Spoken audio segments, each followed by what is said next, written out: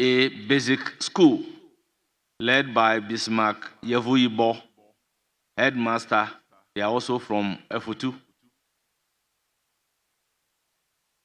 Last on my list is Takrady SDA Basic School,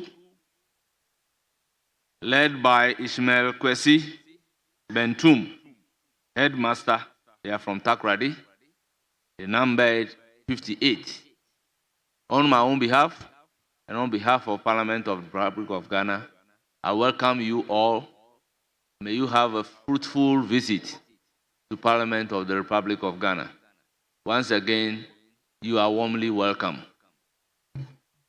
Honourable members, item number 6, statement.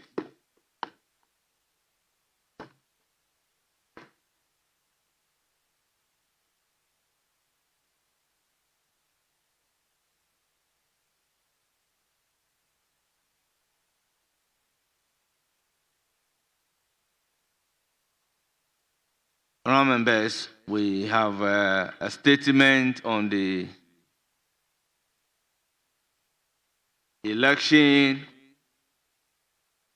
of MMDCs made by, or we've taken that statement already. I think this was a statement we deferred.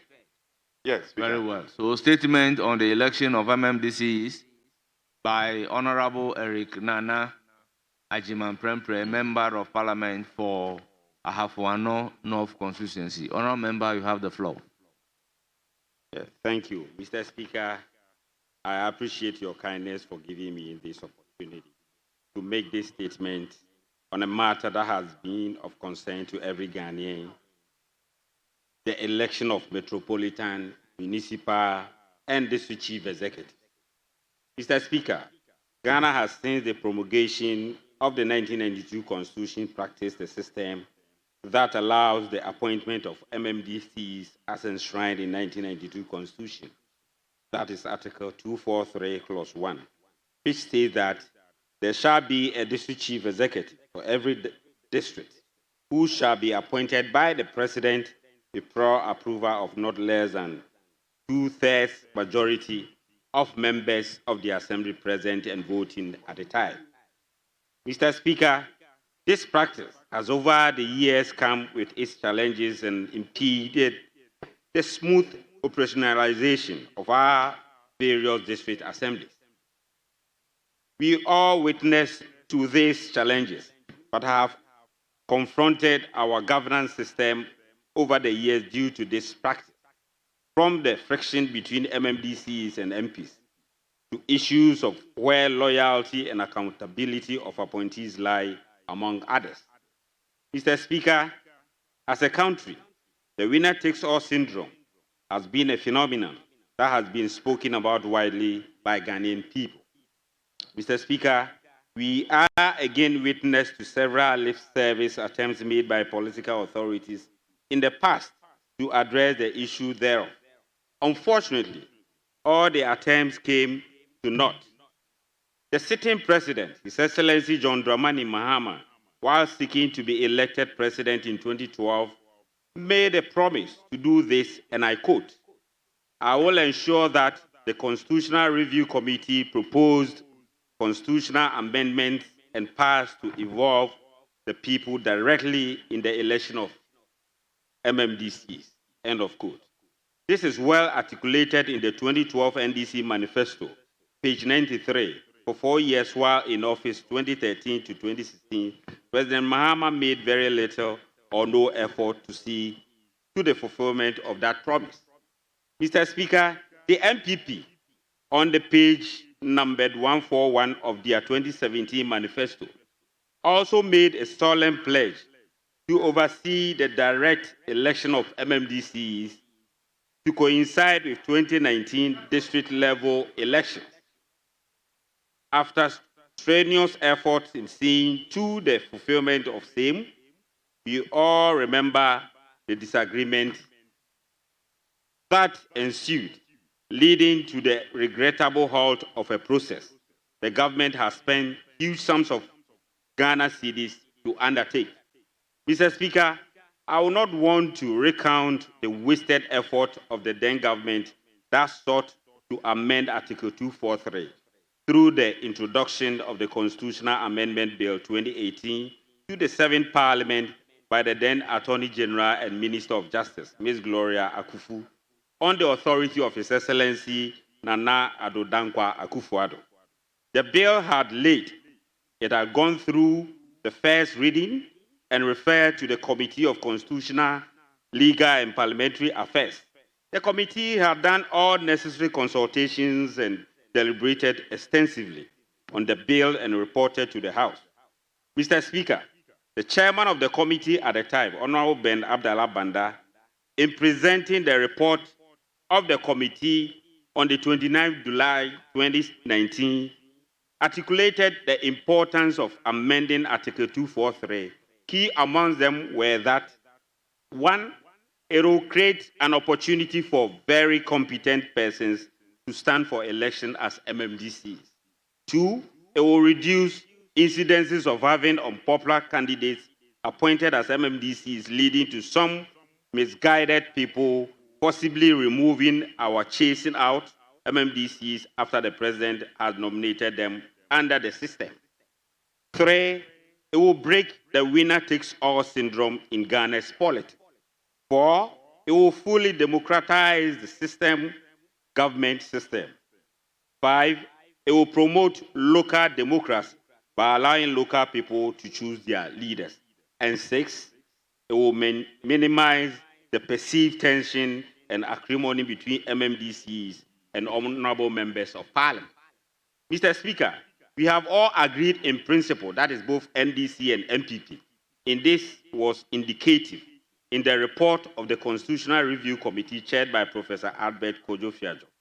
What we have disagreed on to date is the approach as to whether political parties' involvement must be made legal or election without direct political involvement. What we have failed to avert our minds to is the already subtle involvement of the political parties, even in district-level elections. Mr. Speaker, the time has come again for us to revisit these very important discussions on the election of MMDCs and to find a lasting solution to the matter. We cannot keep reviving our wounds every 4 years when chief executives are to be selected to man our various districts.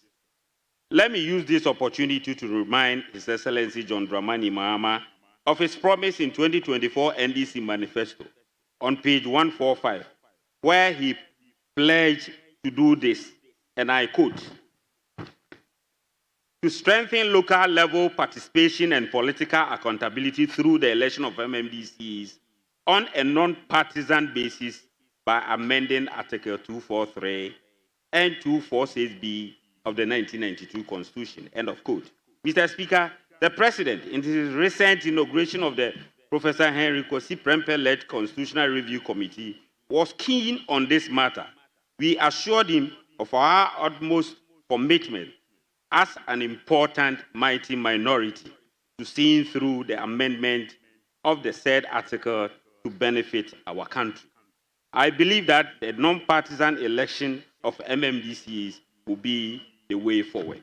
In conclusion, Mr. Speaker, since today is my maiden statement, I seek your indulgence to thank the good people of Enyina Susu, Betiako, Abonsuaso, Tubriso, Trebidi, Asushia, Jaho, Manfo, and Akwesiase, and the entire Ahafo North constituency for giving me the opportunity to represent them, and I pledge to be their worthy ambassador.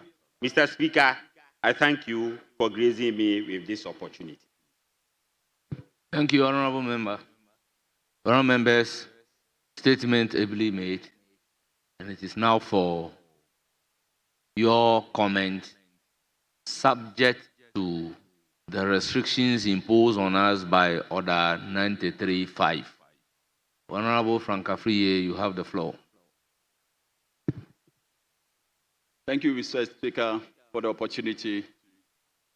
Speaker, permit me to pat the maker of the statement at the back for raising an issue as important as the election of MMDCs, not on partisan basis, but on a political basis.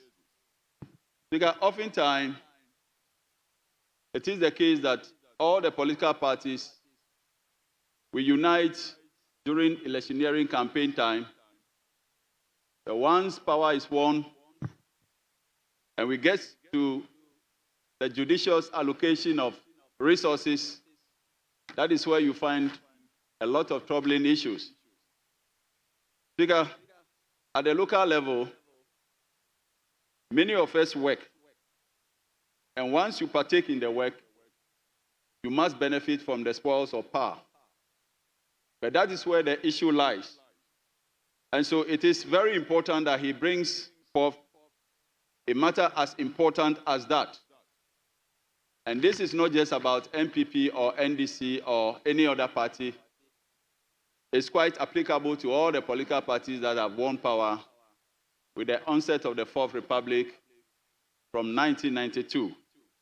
Mr. Speaker, the time has come for us, though the appointment of MMDCs is a constitutional imperative, but I think that the Constitution itself is organic. The time has come for us to subject it to scrutiny and to do the necessary changes that we have to do by electing our MMDCs. Because sometimes the nomination process becomes so chaotic, as the maker of the statement has said. Because during the process of having assembly members to endorse the nominee, you have forces for and forces against. And where negative and positive clash, of course, there will be flow of current. And sometimes it can really be troubling. Because at the local level, we have a lot of people. We must seek as channeling resources to them. And once you are not elected, you do not feel the burden to be accountable to the people on ground. As respected members of Parliament, we know that we have gone to the electorate and they have given us their mandate. And so almost always we are guided by that, and we know after every 4 years, we will go then for renewal of our mandate. And so we are constantly accountable. When you get a chief executive so nominated, who is not popular, he feels extremely unaccountable to the people on ground. That in itself can derail progress. And so the time has come for us to fasten the process of election of MMDC as almost all presidents in the past have committed. I believe strongly in the promises of John Mahama. He promises and delivers. And then we are all adding our voice in unison to ensure that barring any unforeseen circumstances, this is a government that delivers. We will see to the election of MMDCs in order to promote governance at the local level and also to promote democratic activity. Thank you. Yes, honourable member, you have the floor. Thank you, Mr. Speaker. And let me commend the maker of the statement for bringing such important issue to the floor. The Speaker, MMDCs play quite an important role in the daily politics of this country because they oversee the disbursement and proper utilization of a very important fund that goes into the district. However, we've always seen that sometimes their appointments come with some sort of chaos when their elections are ongoing, most especially when the president's choice is not what party people or what the community support. So I would like to also add my voice to the call, the need for election. MMD. The Speaker, this will help us in the sense that the people themselves will elect people that they know are competent, people that they trust, and people that they know are well placed, who know the dynamics of each constituency or each municipality or district. They know these people can help them achieve the developmental objectives and agenda of the district or community. And when this happens, it will be less prone to chaos and violence. Mr. Speaker, conflicts in districts usually also arise when there's a seeming tension between the elected or appointed officer and the member of parliament. And elections will also ensure that this tension is reduced to the barest minimum, because both people, the MP and the MMDC, would have been elected by the community or constituents themselves. And when that happens, partisanship will reduce, because, for example, if you come to my constituency and the MMDC is elected, it will likely be the will of the people. It will not be because of a partisan position that the person be because of the will. And if the will of the people doesn't go in tandem with the will of the president, this is where the chaos comes. If the will of the people themselves elect their own MMD, then the resultant chaos. So, Mr. Speaker, this statement has come in the proper light, and I think the majority at this point have the numbers enough to affect the changes that we all wish to have. I once again end here commending the maker of the statement for this very. Thank you very much. Yes, Honorable Fred Agbenyo. Thank you very much, Mr. Speaker. Let me start off by commending the maker of the statement. The Speaker, I think that this statement has come at a very good time. It is true that almost all the political parties have agreed that what we have gotten to as a country, there will be the need for us to elect our MMDCs in our various districts. Mr. Speaker, they have mentioned the tensions and the problems that we all go through between MPs and the DCs in most of the districts. The extent that the district think that it's not elected by the people and so it's not necessarily accountable to the people, and that the MP who is elected by the people becomes the only person who carries the entire burden, and in most cases, they even try to undermine the MP. The Speaker, there's something that all of us, for whatever reason, we gloss over when it comes to this election of MMDCs. The Speaker, it almost becomes like the cocoa season for our assemblymen. These are things that normally we don't want to talk about openly, but we know the things that happen. The things that sometimes some of these nominees have to go through before they even go through the voting exercise. But the Speaker, when it comes to the fore, they are arrested. When it doesn't come to the fore, we pretend we don't know what is going on. The people have to go and borrow money to go and pay in some cases to some of these people before they are elected. Now, when they take office, where would they get the money to pay back the money that the other went and borrowed, the loans that they took to be able to go to the exercise? So, Mr. Speaker, I want to really support the statement that we need to review the law and make way for us to elect competitively our MMDCs. And when we do that, we'll be able to get the right caliber of people to represent us at the various assemblies. I am happy to note that the government had decided that is 80% of the District Assembly Common Fund will go directly to the assemblies. It calls for us getting people who have the competence and the skills and ability, and people who see themselves as being accountable to the people that they are governing to be in charge of the district. Once they know that their power comes from the people, I am sure they will serve the people diligently. And so, Mr. Speaker, I want to invite you to assist us to review the law so that subsequently, President will not have to appoint these persons again, but we elect them to serve all of us. I thank you, Mr. Speaker, for the opportunity. Thank you. Honourable members, can we take 1-1, then turn to leadership? Yes, you have the floor. Thank you very much. Thank you very much, Mr. Speaker. To contribute to the comment made by the Honourable Eric Nanajma Prempe. Mr. Speaker, today in this country,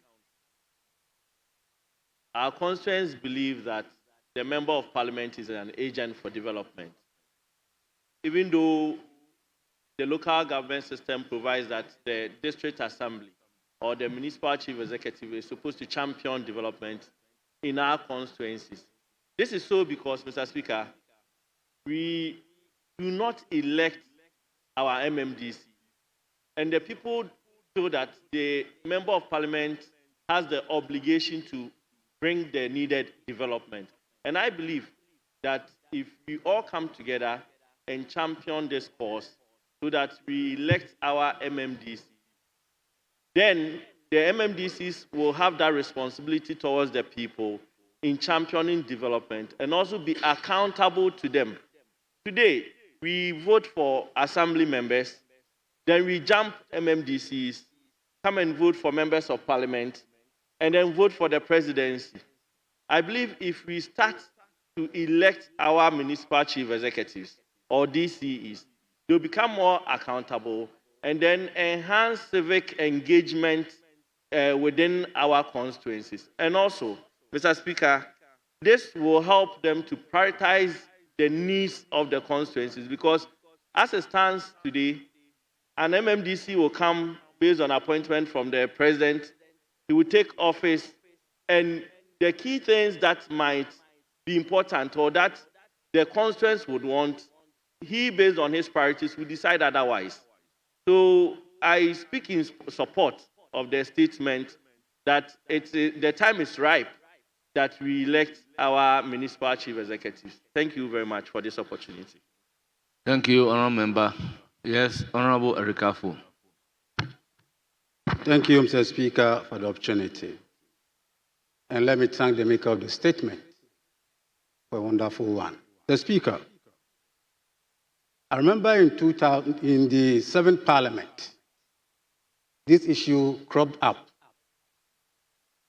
The two sides of the coin agreed that the MMDCs will be elected through the universal adult suffrage.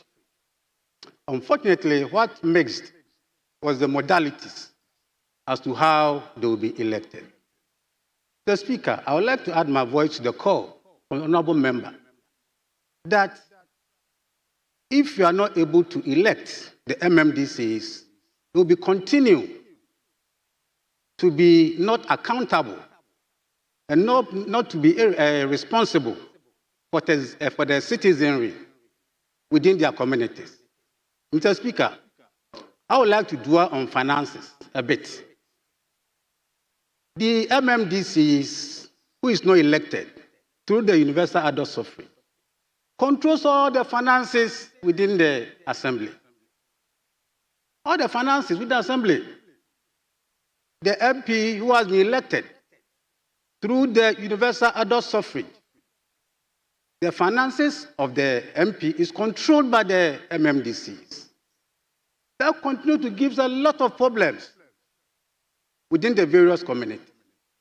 Mr. Speaker, to be specific, let me say that the District Assembly Common Fund, all the 100% goes to the Assembly. The 5% of it, which belongs to the MP, is still controlled by the MMDCs. What the MP can do is that he can only recommend, make a proposal to the MMDCs that I want to build a school here. That is all. Either the MMDCs will give that will agree, will not agree, depends on the powers of the MMDC. So, Speaker, I think this is a high time we changed the structure. Mr. Speaker, the district development facility is controlled by the MMDCs. The royalties from the natural resources within the community is controlled by the MMDCs. The funds they collect within the vicinity is controlled, the IGF is controlled by the MMDCs. And therefore, the MP is incapacitated financially. Where the money is, that is where I have the power. So I'll add my voice to the call from honorable member for us to go back and make sure that the MMDCs are elected so that they'll be more accountable and responsible to the people within their vicinities. Thank you so much, Mr. Speaker, for the opportunity. Thank you so much. Thank you. Yes, leadership.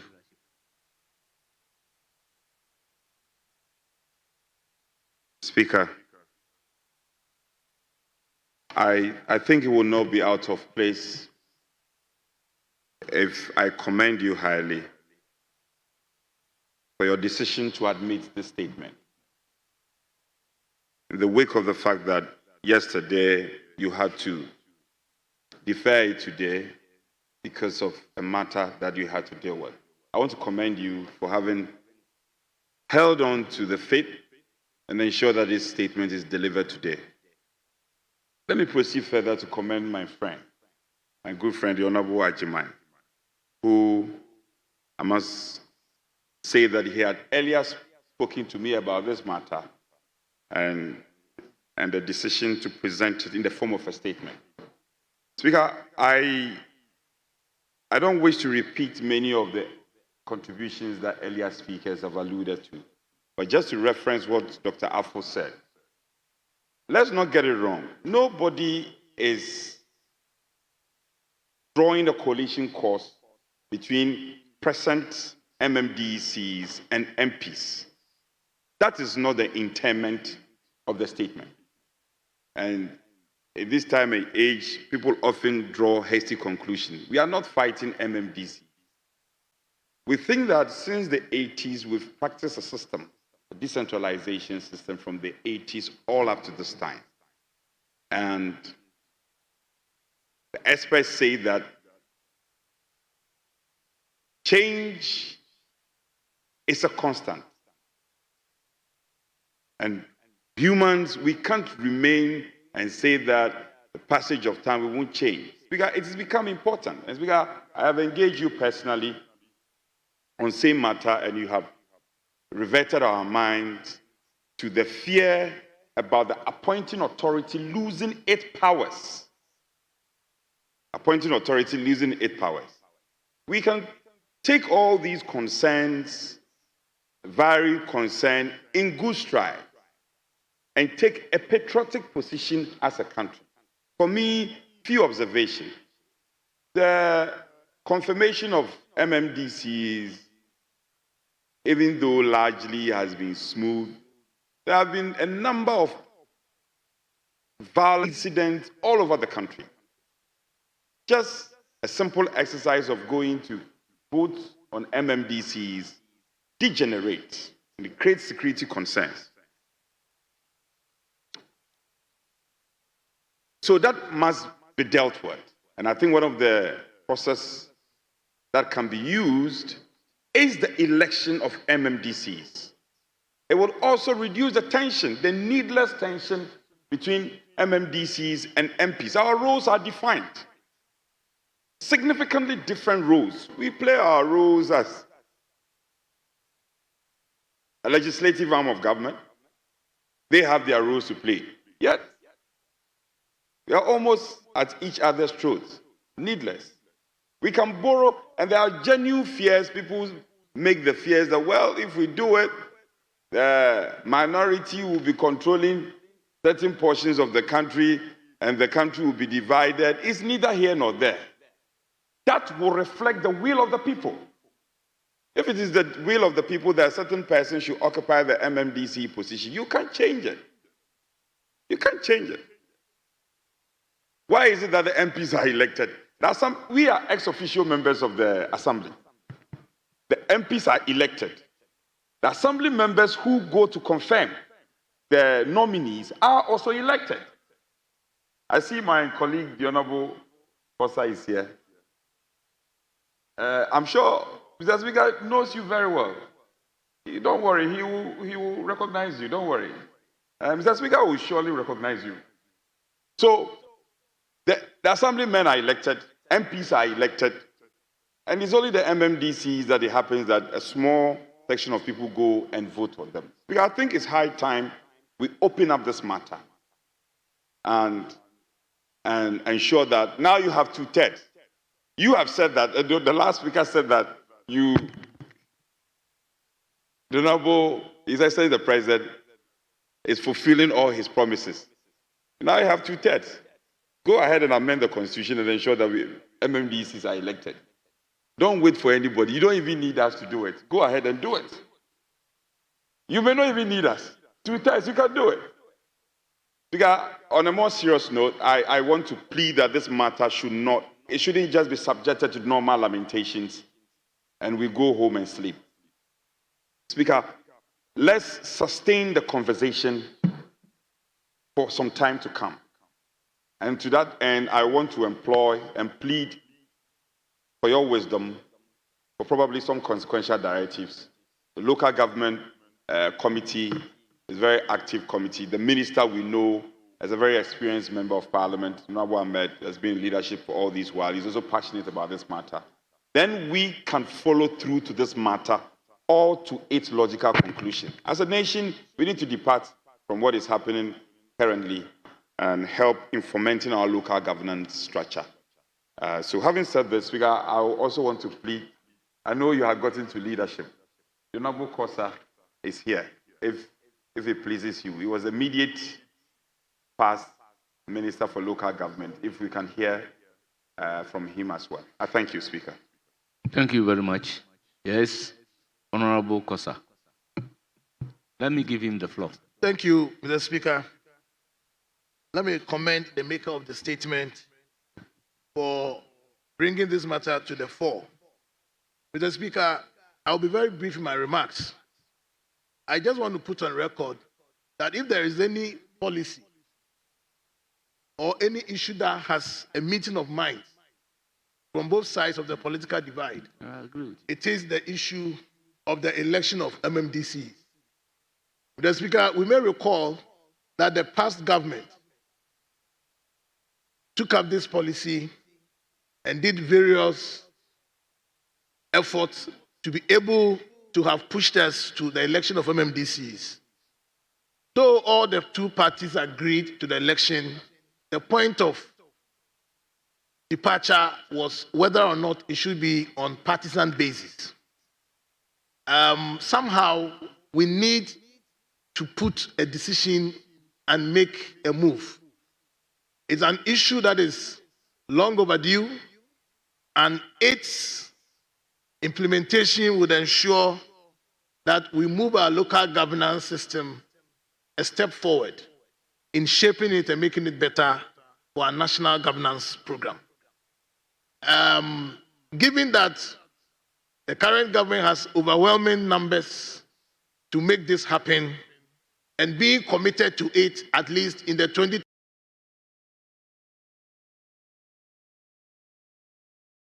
manifesto in 2024 with this policy, and we on this side of the divide are ever ready to give government every support, and we count on them.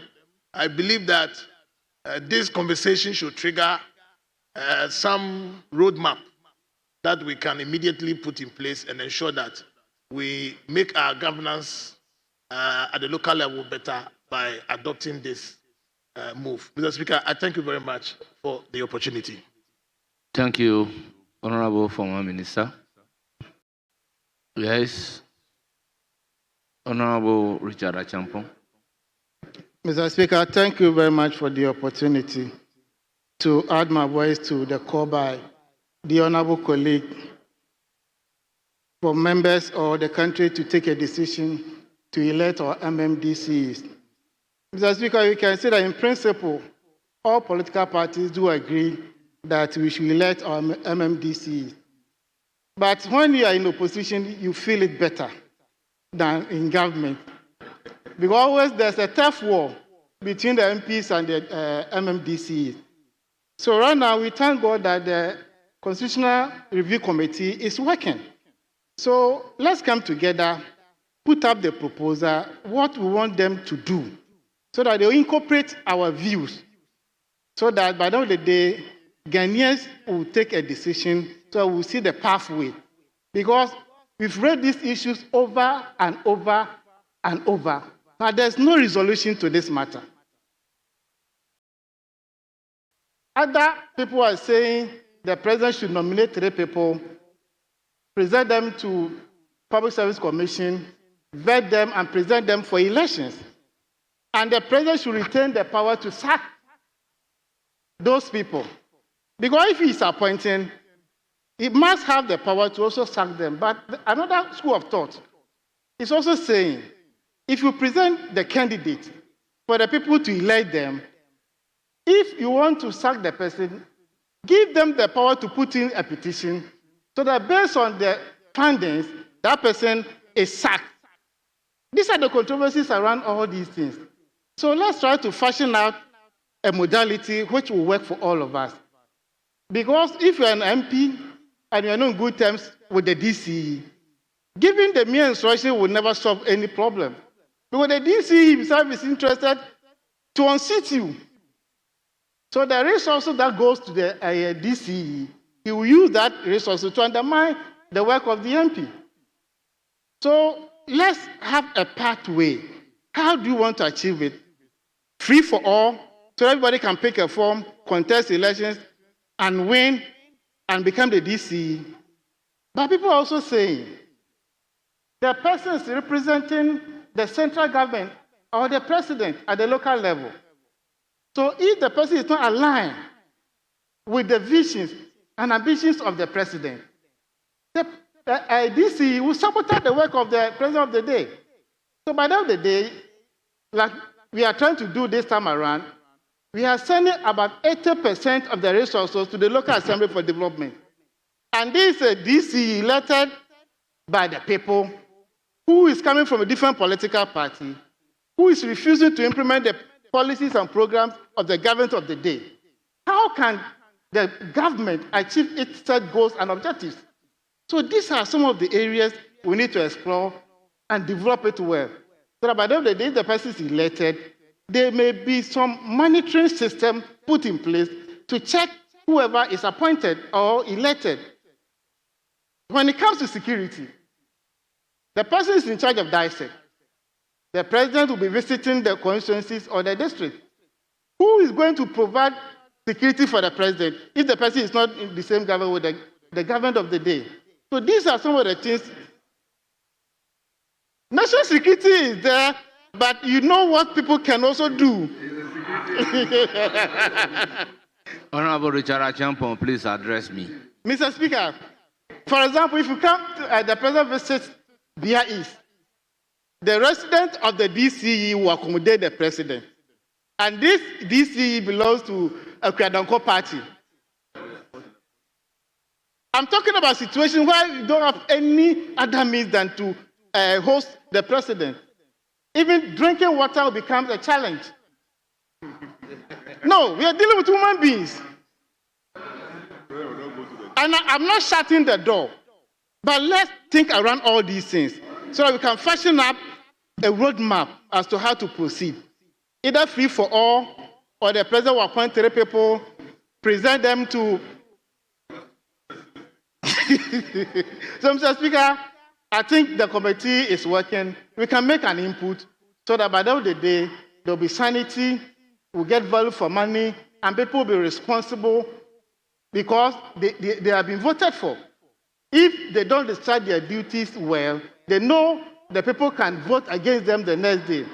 Like members of parliament, every 4 years, you subject yourself to the people for re-election. So if you don't conduct yourself well, by the end of the day, they will punish you through the ballot box. So I think it's a good call, but let's see how we navigate all this path so that by the end of the day, we'll get to know that people are given resources to work, they are responsible, and we can also go to sleep that there's no mischief.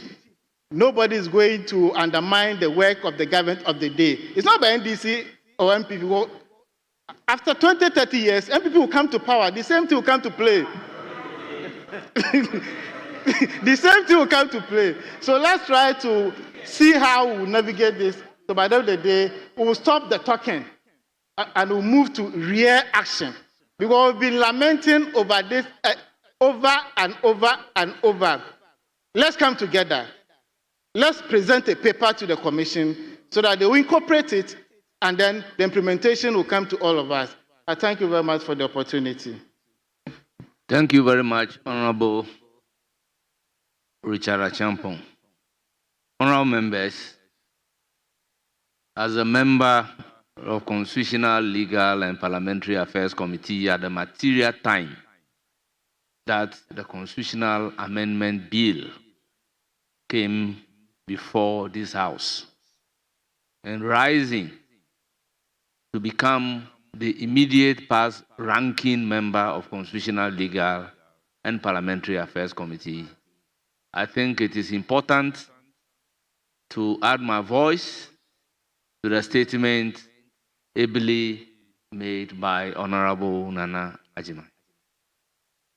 Honorable members, we normally talk about this issue, election of the district chief executives or MMDCs, looking at Article 243(1). But we don't look at Article 243 in a whole and relate it to the challenges in amending the Constitution at the material time. Honourable members, on this issue, both the minority and the majority at all material time are in support of the MMDCs being elected. You can even see it from the contribution of members on this particular statement. I recall when they came to amend the Constitution, they introduced the bill. But before the second reading, at the committee meeting, there were two challenges. One was the modality in electing the MMDCs so that it doesn't pose a problem that Richard Achampong mentioned. But the consolation was that the districts or the MMDCs, once they are in charge of the district assembly, and the district assembly is supposed to be politically neutral, that may not be a major issue. What came before us was to amend Article 243(1). However, if you amend Article 243(1) without amending Article 243(3), there will be a challenge.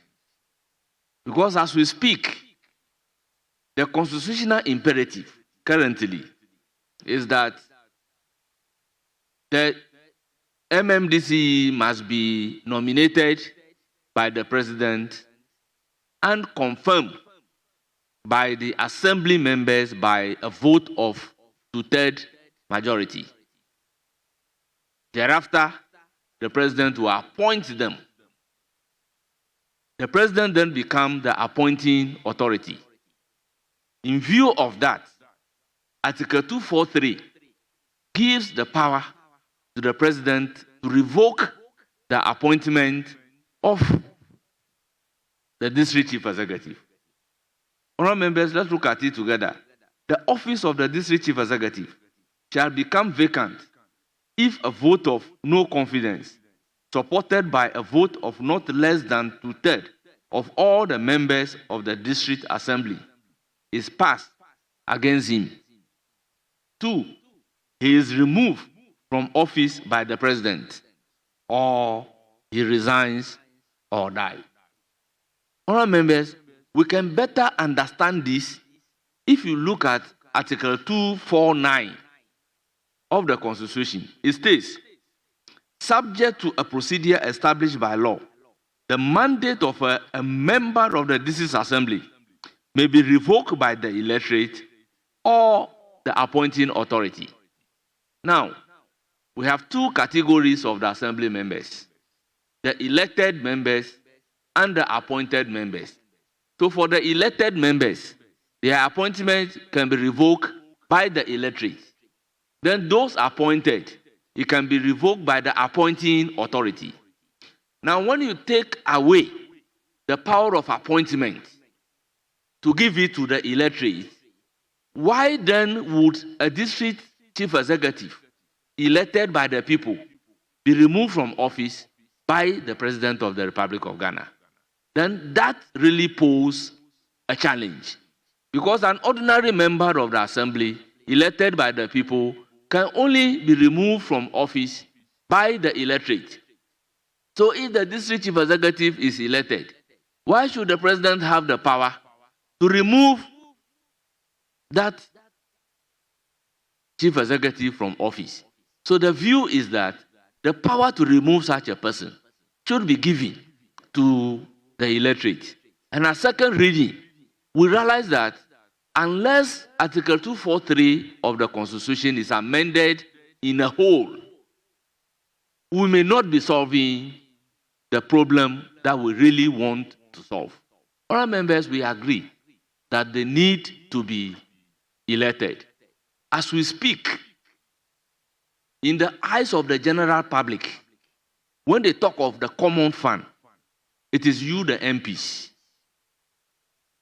We, the MPs, the public is of the view that we are responsible. But in reality, and by the formula that we've been approving, it is the MMDCs that control that particular fund. It is only 5% that is distributed among the members of parliament. And even that, it doesn't go to them directly. It is paid into a designated account at the assembly. And unless and until that district chief executive signs the disbursement form, no money can come from that particular account. So sometimes it gives me much interest as how a lecture in metaphysics will give to a child of 10 years when they are expecting you to account for money that you don't control. You are not a signatory to the check of that 5%. They even ask you to account for the common fund. Most people do not know that it is only 5% that is distributed among members of parliament. And all that you can do as a member of parliament is to write to them to refer to the formula for the usage and see whether they can drill a borehole in this community or renovate a classroom structure in this community. That is the limit of your responsibility. I will urge the media to help us educate the general public that when we talk about the common fund, it goes to the assembly, 100%. It's only 5% distributed among members of parliament that you can authorize projects to be executed by it. Today, if there's a project need in your constituency, without talking to the district chief executive, you receive a call from the media that there is a challenge in this constituency. What are you doing about it? And what can your 5% do? They will leave somebody who controls the 80% and be talking to you who controls only 5%, and even that 5%, you cannot sign the check. If you even ask them that, have you spoken to my district chief executive on this project? Hey, you have a problem. So I think we owe it as a duty to carry the public along so that they will agree with us that the only way the district chief executive can really be accountable is when they are elected. Then they can be accountable to the people. Excuse me to say that there are some people that you even expect them to know that when it comes to issues of DDF, you don't even come in. The District Development Fund, you don't even come in at all. But because of the 5% of the common fund distributed, they call you on district development project instead of speaking to the district chief executive. So, honorable members, I believe we are all at it that the constitution should be amended and Article 243 to be looked at as a whole so that we really give effect to the meaning and the sense that we want to realize from amending the constitution in order to allow the MMDCs to be elected. Honorable members, it is true that it is in the 2024 manifesto of the NDC that the constitution should be amended to give way to the MMDCs to be elected. But as you know, a constitutional review committee has been put in place. They are looking at the recommendations of the FIAJO Constitutional Review Committee, and they will also come out with a holistic proposal as to the various provisions in the Constitution that has to be amended in order to bring it up to date, because our Constitution is 30 years. The issue, therefore, is, do we want the Constitution to be amended in pieces, or we want the amendment to be done in a whole? I believe strongly that the chairperson of the Constitutional Review Committee, Professor Prempre, would listen to us. The members of the committee will also listen to us, and they will take into consideration any proposed amendment to Article 243 of the Constitution, so that we can all give effect to electing the MMDCs. I believe when this is done, it will ease pressure. The public will then be aware when there is a need for development. They will know what to or who to talk to directly. Honourable members, there is this issue that I want to use the opportunity to explain. When it gets to election, because the MMDCs are not elected, you, the MP, in campaigning, you carry your party manifesto. And that is your party manifesto's promise, that when my government comes to power, we will do A, B, C, D. It is you who carries the manifesto. But when it comes to the implementation of the manifesto, the resources for the implementation of the manifesto is rather sent directly to the assembly. So you are confronted with the challenge of you telling them that your classroom will be renovated. However, the resources is not given to you to do the renovation, but rather it is the MMDCs who are not elected who have control over the resources. I think we need to do a bit of public education and really carry the public along, because to them, once it is you who carry the manifesto and they have elected you, they are expecting you to come and do the project irrespective of whoever controls the resources. So, honourable members, I think we can come together and ensure that the needed constitutional provisions are amended to actually give way for the Constitution to be amended. I thank you very much for giving me this opportunity to also add my voice to the statement ably made by Nana Ajimai. Honourable members, we also have another statement standing in the name of Honourable Nelson Kofi Jaba, MP for Kratchi East Constituency, on the price modification in response to the cedi appreciation against the major trading currency. Honourable member, you have the floor. Thank you very much, Mr. Speaker, for this great opportunity to bring to the attention of this august House a matter of great concern to the Ghanaian, especially the consuming public. The situation at hand is significant appreciation of the Ghana cedi against the major trading currencies, while prices of goods and services remain largely unchanged.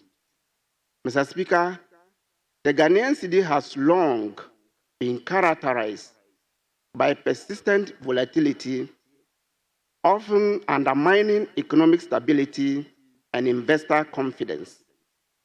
For years, the currency has been on a steady downward trajectory against major international currencies such as the US dollar, British pound, euro, and Japanese yen.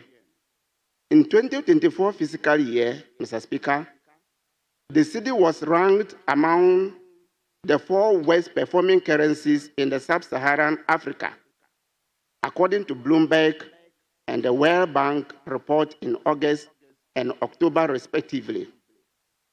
In November 2024, the cedi depreciated by 3.95% against the dollar, making a cumulative decline of nearly 29% in the year, translating to 17.10 cedis to $1 American dollar. Mr. Speaker, according to Ghana Statistical Service report, inflation rose to 23.8% in December 2024. Food inflation jumped from 25.9% to 27.8%.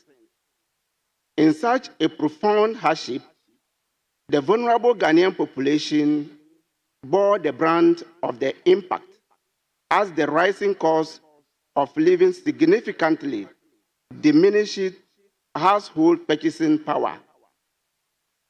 Mr. Speaker, currently the Ghanaian cedi has demonstrated a remarkable turnaround, shifting from one of the sub-Saharan Africa's worst performing currency in 2024 to the best performing currency globally in 2025. In the year May 2021, in 21st May 2025, the cedi had appreciated against all the currencies by 24% against the US dollar, 16.2% against the British pound, and 14.1% against the euro, according to the Bank of Ghana reports. Mr. Speaker, headline inflation has declined consecutively in the first 4 months of the year by 2.6%, points to 21.2% in April, down from 23.5%, 23.1%, and 22.4% in January, February, and March, respectively. Food inflation has declined to 25% from 26%, while non-food inflation has dropped to 17.9% from 18.7%. It is anticipated that inflation could fall to 12% by the end of 2025. Mr. Speaker, prices of petroleum products have witnessed the biggest decline at the pump since May 16, 2025. Petrol and diesel are now selling for 13.27 cedis and 14.40 cedis per liter, respectively. Transportation fares has been reduced by 15% since 24th May 2025. These reliefs are born out of a result of the Bank of Ghana and government's prudent fiscal operations to confront economic challenges in the country. Mr. Speaker, notwithstanding the cedi appreciation, decline of inflation, reduction of transport fares, and decline of petroleum prices, food and non-food prices remain largely unchanged, which the consuming public are greatly dissatisfied with.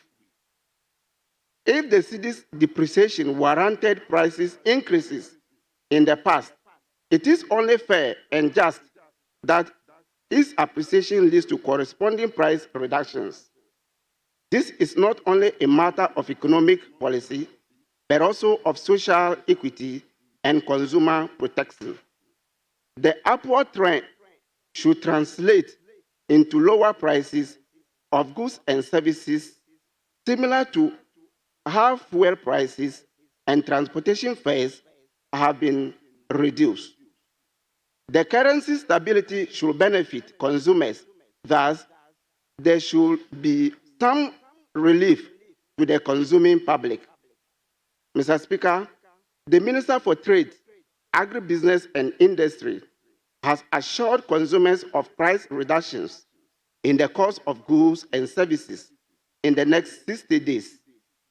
However, it remains prudent for Parliament as a major arm of government to call on the trading community to adjust their prices in response to the current appreciation of the Ghana cedi against the other major trading currencies.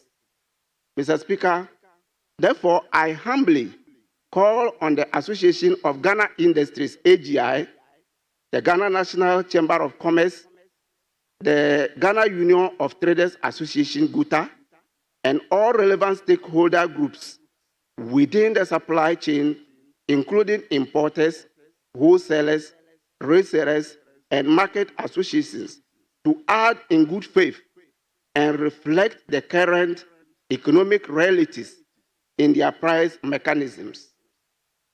To conclude, Mr. Speaker, I appreciate the opportunity granted me, and I salute the Ministry of Finance, the Bank of Ghana, Ministry of Trade, Agribusiness and Industry, and all stakeholders for their relentless efforts in the cedi appreciation.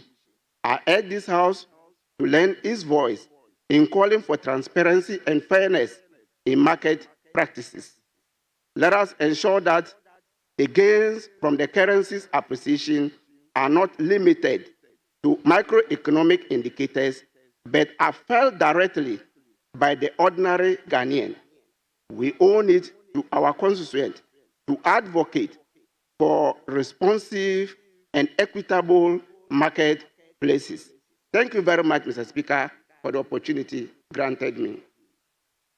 Honourable members, statement ably made, and it is for contribution by honourable members. Any contribution? Yes, Honourable Dr. Kabiru. Did I pronounce the name well? Thank you. Thank you, Mr. Speaker. Mr. Speaker, just to say that the clerk at the table calls it Karibu. So take note next time. For the 2 days of pronunciation, you've been calling my name Karibu. And the middle name is Tia, not Taya. So just for the Mr. Speaker, the make of the statement brought to the fore an important issue of how the exchange rate, i.e. the Ghanaian cedi, is appreciating, but we don't have a corresponding decrease or upward trends in the prices of goods and services in the market. Mr. Speaker, over the past 2 weeks, we have labored in the political discourse, try to dissect the causes of the appreciation of the Ghanaian cedi, and different views have been proffered, Mr. Speaker. There are some school of thought that holds the view that the reasons for the appreciation of the Ghana cedi is because of the reserve position we have, which the President of the Republic himself has admitted. There are others who also think that the fiscal policy of government is contributing, i.e., government being heavy-handed in cutting expenditure and holding the purse tight. And there are other people who hold the view that the monetary policy by the central bank is contributing. Mr. Speaker, all these reasons are by conjecture. In other words, we are trying to assign possible reasons for the appreciation of the Ghanaian cedi. We don't have, as of now, concrete reasons because no modeling has been done by way of causal relationship to determine which of these factors are contributing to the appreciation of the Ghanaian cedi. So we are living in a realm of conjecture, and because those factors we are mentioning are all possible causes of the appreciation of the cedi, it is well and good, and it's within the right of everyone to mention them. But we don't know what is actually contributing. We can only conjecture. But those conjectures are reasonable, rational conjecture they can make. Mr. Speaker, we know that the forex and price relationship is something that we have always been lamenting. But, Mr. Speaker, you don't expect prices to decrease just because exchange rate is coming down. It is only that part of the exchange rate that is imported, i.e., that part of the prices of goods and services that is imported into the country that we expect to decrease. So if we do not have imported inflation, you don't expect the rate at which prices of goods and services to be coming down to be that significant. So if we look at the basket of goods and services, and we so realize that much of the goods consumed are coming from outside the country, then rationally and reasonably, any adjustment in our exchange rate, the appreciation of the Ghanaian cedi should have a corresponding decrease in prices of goods and services in the market. Mr. Speaker, we are not talking of a decrease in prices, but we have to look at the rate at which the prices are increasing, because we've not had negative inflation. And if inflation is 10%, you don't expect goods and services to decrease in the market.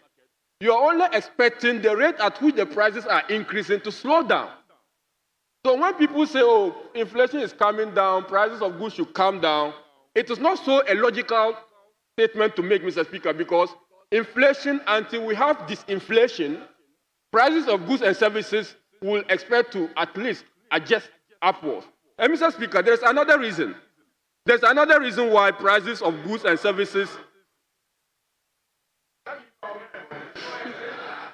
Mr. Speaker, there's another reason why prices of goods and services are not coming down.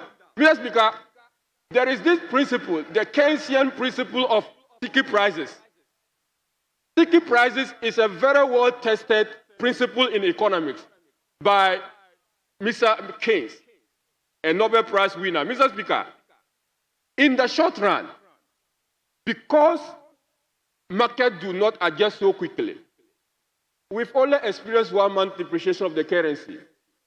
Only 1 month. And it is so short a time for us to have a corresponding decrease in prices, because prices are not sticky downwards, especially in the prices are not able to adjust to changes in aggregate demand and supply in the short time. And because of that, that is the reason why we are having the slow pace of the disinflationary pressure that we expect to see. Mr. Speaker, another reason is that traders have acquired goods at certain prices. The stock of goods acquired are supposed to finish before they can talk of increasing or decreasing prices.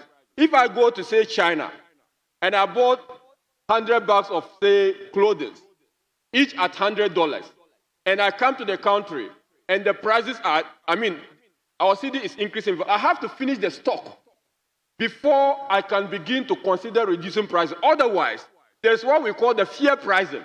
If I reduce to clear now, if I go and the exchange rate should appreciate, or the dollar should gain value, I cannot buy the same stock.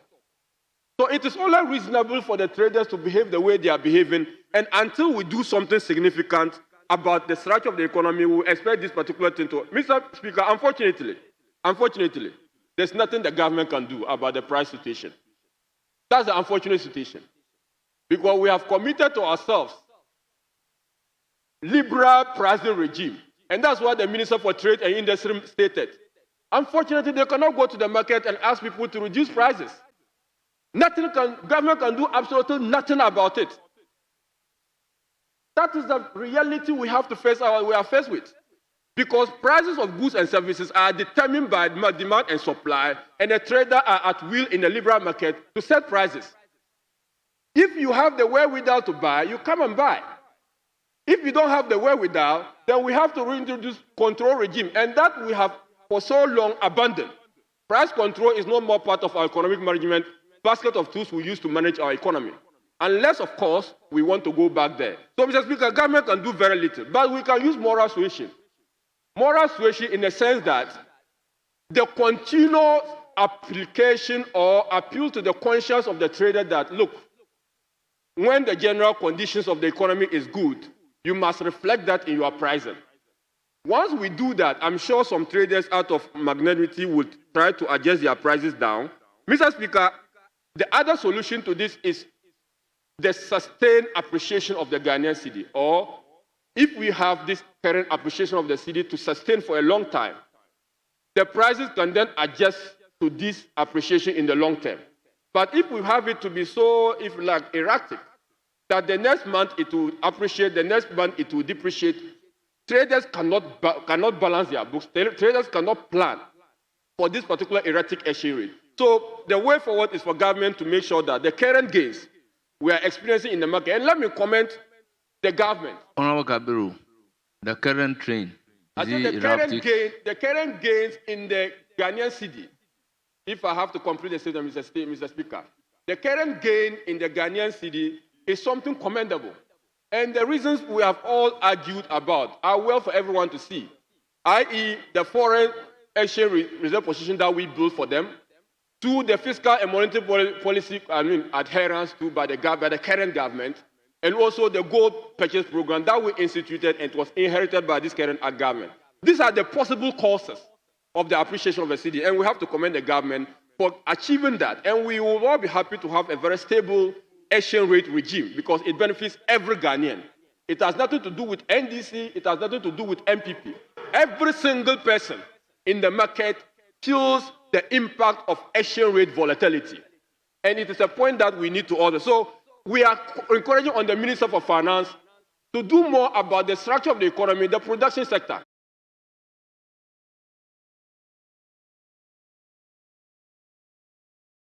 Fortunate that the Minister of Finance is not spending. If you are not producing, if the wheel, the driver of the economy, the main spender in the economy is not spending, production is going to shrink. And once production shrinks, it goes into your export capacity. And once your export capacity is endangered, it goes into the revenue you will get. And the size of the economy shrinking means that you cannot compete favorably with other countries.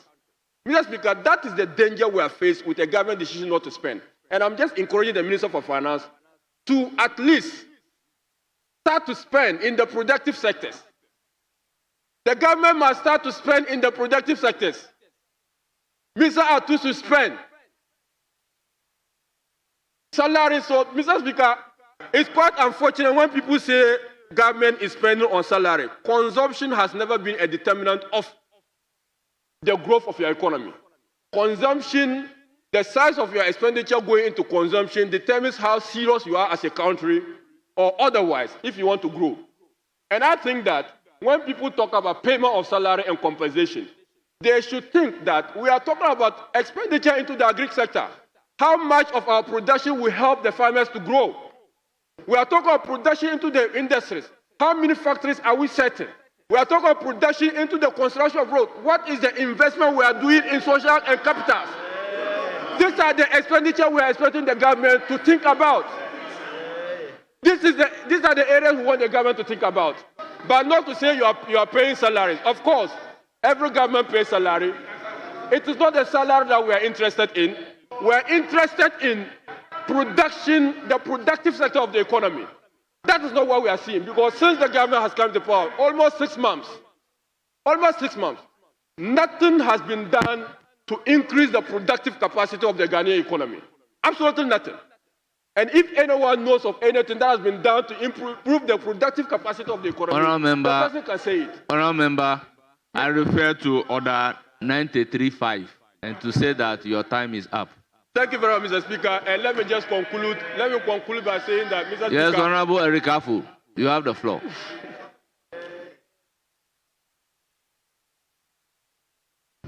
Let me thank you so much, Mr. Speaker, for the opportunity to make a contribution to this insightful statement.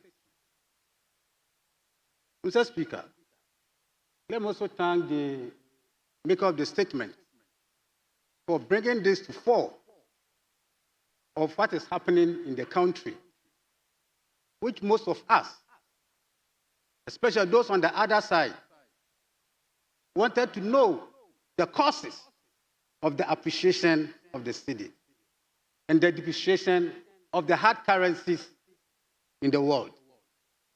Mr. Speaker, let me put on record that the appreciation of the cedi that my colleagues, the other side, wanted to know the causes of it is not a magic.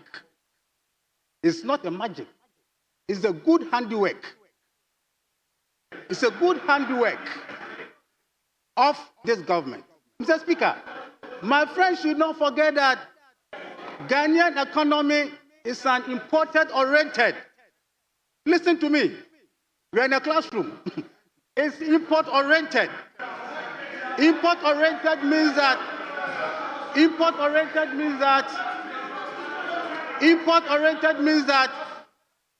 we import so much into the country. And therefore, the costs going to hear are not to be elaborated in the course of the week. But let me tell you that it is the prudent management of the import sector of this economy. It's the prudent management of the import sector of this economy. More so, Mr. Speaker, let me say that the government expenditure that my colleague is talking about, that the government has to spend and spend.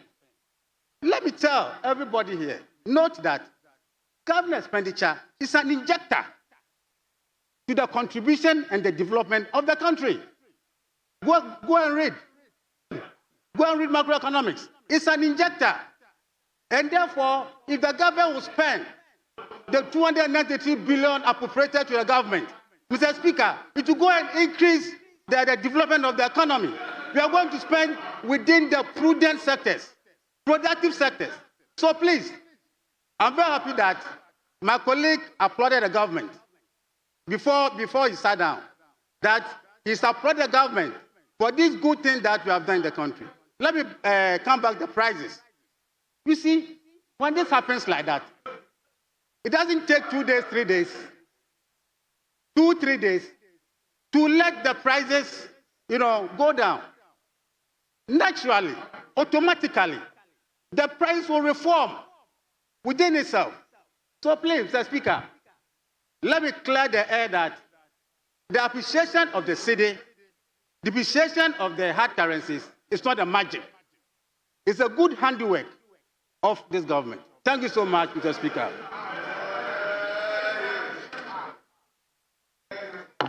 Yes, Honourable Member, you have the floor. The Thank you, indication Mr. is Speaker. to take 1-1. Oh, Mr. Speaker, are you? Very well. You have the floor.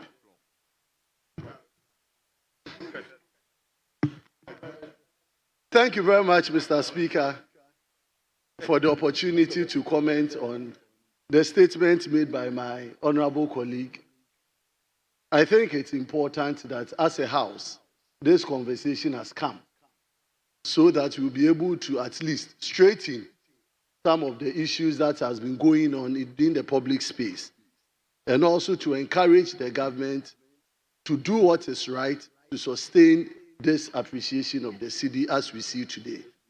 Let me start by commending government for what is happening. After all, at the end of the day, they are the people in power and the ones that in their time we are experiencing this particular appreciation of the cedi.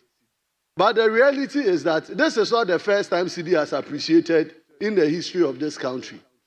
If you go back to 2017, 2018, 2019, up to 2020, Ghana was made and known as one of the best managed economies in this country.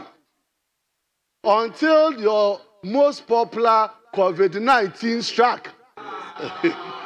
And then as a result of that, the statement by His Excellency, the President of the time, that during such crisis, the economic situation of a country can go down as we save lives, because lives you cannot reverse. But when economic situation goes on the downturn, you can put in pragmatic measures to get it reversed. It is out of this big vision of His Excellency Nana Addo Dankwa Akufo-Addo, Dr. Alhaji Mahamudu Bawumia, that led this country as of December 2024 to see a remarkable recovery in this economy of Ghana. Per the budget statement read by Honorable Ato Forsen and the President of the Republic, John Dramani Mahamad's statement, it is on record that the reserves of this country that was put together by the MPP government, which gave us 30 tons of gold, was the foundational basis upon which the subsequent purchase of gold by PMMC and then by the Gold Board gave us the leverage to pump in much more foreign exchange that is causing the depreciation or the appreciation of the cedi against the other foreign currencies. That is factual.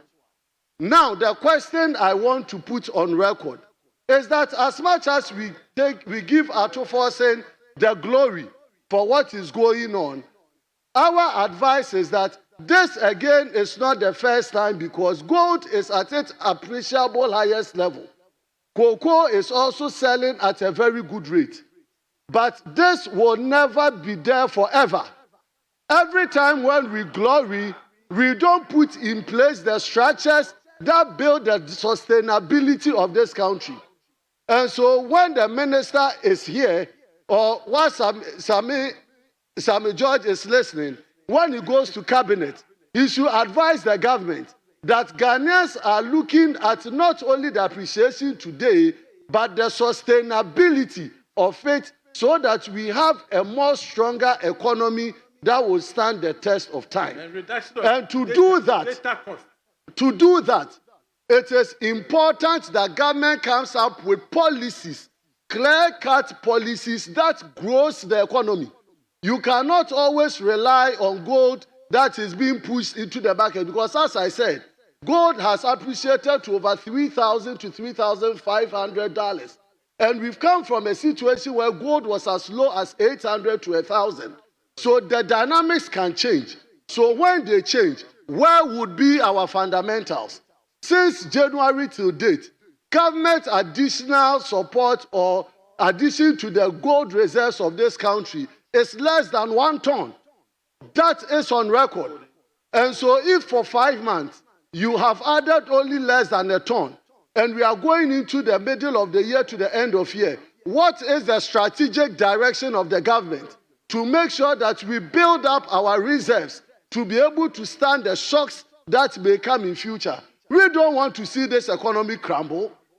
We are happy to see this economy succeed. And when it succeeds for all of us. But that doesn't mean that we shouldn't caution government. That doesn't mean that we shouldn't give government the needed cross-checking to make sure that the government does what is necessary. The production sector of this country, government has come here to pass legislations. Bills have been given to us. Taxes are being removed. Which of the taxes so far that we have handled in this house, which of them goes to the core of the productive sector of this economy? None. So it is important that during the second half of Parliament up to the end and the review budget, government should come up with policies that will grow the economy so that we'll be able to grow diversify our exports and bring in much more foreign currency to develop this country. With this, Mr. Speaker, I want to still commend government because it is their time. Let them enjoy and make hay while the sun shines. But as much as possible, they should also make sure that they show us the pragmatic, sustainable way in keeping the CD up. With this and very few words, I want to thank you, Mr. Speaker, for the opportunity. Thank you. Yes. Yes, Honorable.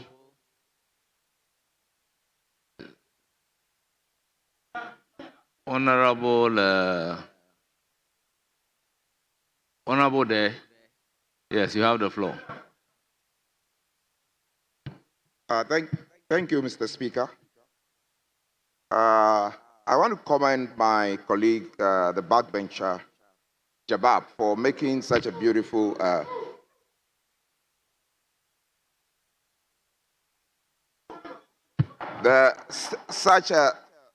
such a well-researched statement.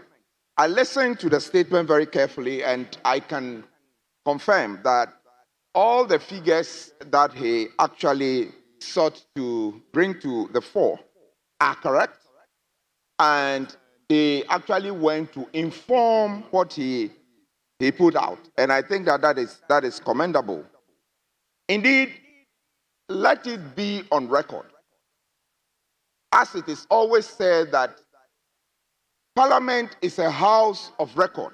Therefore, there are certain things that when we say on the floor of Parliament, we need to anchor it based on things that have happened here. Indeed, what is happening, and everybody in Ghana must be proud of, is the appreciation of our currency, the cedi. And if you do a simple research by Googling the effect or cause of the cedi's appreciation, nothing would be hidden from the fact that key to this is the fiscal discipline that this government has championed. It is a major cause of the cedi's appreciation against all major currencies, including the almighty dollar. That is a fact. Indeed, I am happy that it came from my colleague who made a statement before me that the issue of increasing our gold reserve is part of it, and he tried to link it to the past government. But indeed, we are in Parliament, and it is a known fact that what actually led to sanitizing how we harness our gold reserves, it's all anchored on what we passed, we labored to pass, the law we labored to pass in this house, which led to the creation of the gold board. That is a creation of the current government, and it is part of what we are seeing today. The fruits we are harnessing today or seeing today, the creation of the gold board is a major cause of it. Indeed, other factors can be adduced or can be said to relate to this, including global shifts, which has actually made the dollar weaker against all major currencies in the world. That is also a fact of it. And we can also say prices of major exports, including gold and cocoa that Ghana exports, can also be attributed to this. These are facts that the Parliament of Ghana on the floor must be making so that we educate everybody, including our children and students who are learning from us. I will limit my contribution, guided by Order 93.5, which requires that we are brief in commenting on statements made by other people, by pointing out that it is necessary. It is necessary that in commenting on such things, we also try to postulate some solutions or proffer some solutions that will lead us into a better future. Critical in what we must actually do is to ensure that what this government is doing right now, which is the physical discipline required to stabilize this economy, we maintain it. It is very, very necessary that we do that. It is also important that we diversify this economy. That is why it is necessary for us to actually applaud the government that all the policies, the underlying factors that are supporting what we are calling the 24-hour economy, by diversifying our export, by producing more, enhancing our agribusiness, etc. These are things that will go to increase our exports and therefore stabilize the city and lead to better economy. These are things that we need to be debating about. These are things that we need to point out so that people who listen to Parliament can learn that we actually are discussing matters that will lead to Ghana's better future. I commend my colleague for bringing this to the fore, and I am happy that the speakers that came before me pointed out that the issue of ensuring that, or going to ensure that our prices remain the same or are doused, cannot be done by going to coerce anybody in the market, but this would actually be done by ensuring that the forces of demand and supply are brought to bear on the situation. And that is exactly what the government is doing. And that is why all the agents that are necessary to ensure that this thing is done, the likes of BUTA, the likes of market associations, etc., are all being brought to see the benefits that we inure to this country, particularly the business community, from the stabilization of the city. I thank the maker of the statement, and I thank you, Mr. Speaker, for giving me the opportunity to comment on it. Thank you very much. Yes, leaders.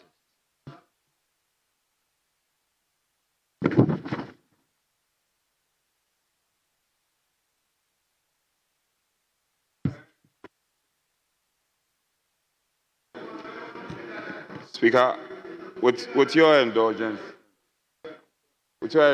may I yield my place to the Honorable Onyina. You have the floor. Thank you. Thank you, Leader. Thank you, Mr. Speaker. I'd like to add my voice to the commentary that is going on the statement that has been made. Mr. Speaker, for the sake of nationalism, we are all happy when the city appreciates, because it brings some form of relief to everyone in the country. Various speakers have given reasons or attempted to give reasons why we are experiencing this appreciation of the city. I think one thing that was left out was a $490 million IMF bailout that has been injected also into the system. Now, other speakers mentioned the gold reserves and the appreciation in terms of the value of the prices that we receive from our major exports, including gold and cocoa. Mr. Speaker, you realize that there hasn't been any form of ingenuity. Nothing new has been done from what the previous government was doing. Mr. Speaker, ingenuity is formed when we are in crisis situations. Remember, when we had crisis situations, is where the gold for reserves and gold for oil policies were birthed by the previous administration. In this sense, we are not seeing any ingenuity. It's all well and good that it's going well for the country. The Speaker, my colleague from the other side said there has been fiscal discipline. I'd like to reiterate that physical discipline is not equal to not spending. Fiscal discipline is not equal to not paying your contractors or not paying your suppliers. Fiscal discipline is when you have put in concrete measures to ensure that your currency is stable and to ensure you remain well within your budgetary allocations. Mr. Speaker, when it comes to the prices and why they are not going down, one reason we can give is the constant increase in the cost of production. If the cost of production for our goods are still high, when, for example, we can see in the price of cement at the moment that even though the cedi is appreciating, the price of cement has moved from 80 cedis to now between 125 cedis and 135 cedis. If the cost of production continues to go high in the country, then even though the cedi is appreciating, we will still have higher prices. Number two is seeming lack of confidence in the current appreciation of the cedi. When people are expecting that the cedi will not be stable, but will continue to, it might also depreciate in the near future, then they are not going to reduce their prices. The Speaker, I would like to also draw the attention of policymakers on the fact that the key word is stability of the cedi. We risk having high prices for our export commodities if the cedi continues to appreciate to a certain level. For example, if we get 1 cedi to $1, it means that eventually the prices of our commodities internationally are going to go high, and we are going to be less competitive in the international front. So there has to be a point where the cedi stabilizes so that our prices in the international front will be competitive when it comes to us competing with other countries. Mr. Speaker, to end, I would like to add my voice to moral suasion. I'd like to also plead with businessmen and business people and people of industry in this country to make sure that our prices come down. Because sometimes prices will go, when immediately prices go up, they will increase their prices. But when prices come down, then they will give all manner of excuses why they cannot reduce their prices. Because they want to be earning all this profit higher than what they should be earning. So I'd like to plead with people of industry that once the cedi is appreciating and the prices of imports are going down, that it means that they should also help the country by reducing their prices and ensuring that the economy is all well and good. Thank you, Mr. Speaker, for giving me the opportunity.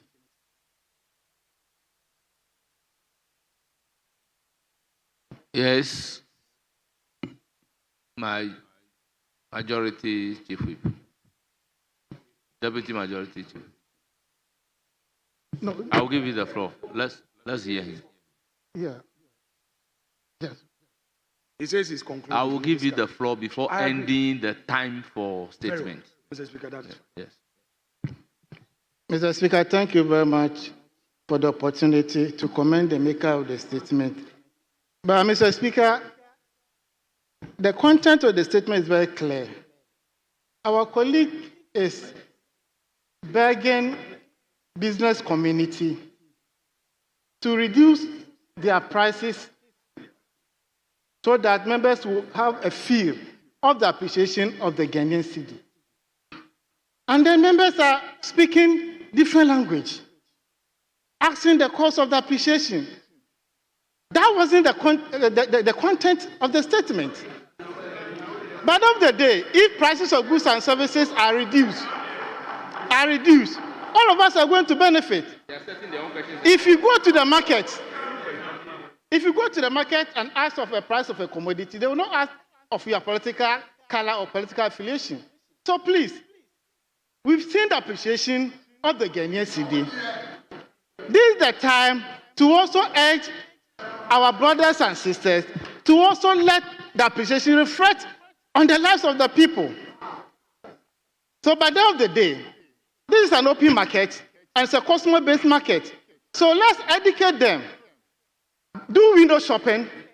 If you go to shop A and the price is 50 Ghana cedis, and you go to shop B and it's 40 cedis, you buy the 40 cedis to punish the one who is selling at 50 cedis. But my noble friend was telling us what they did in 2014, 2024 has yielded all these positive results. Why is it that we did not see that appreciation in 2024?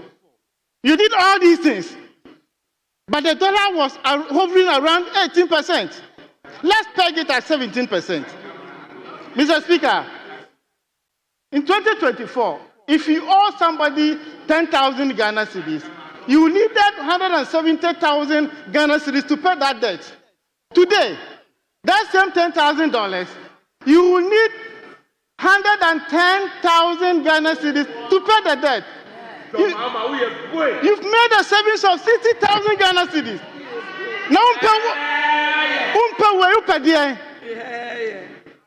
when they were in government, they didn't understand this economy. Now in opposition, what is the meaning of umpe we upe? To wait, if you don't like this, what again do you expect from us? So you know the rules.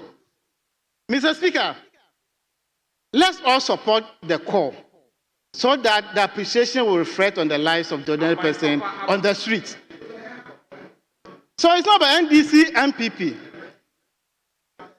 We have a policy called Gold for Forest and Gold for Reserves. The whole of 2024, the earnings from gold that we sold gave us about $4.3 billion. Up to April this year, Mr. Speaker, we've raked in $2.7 billion. Less than 4 months. 4 months, $2.7 billion.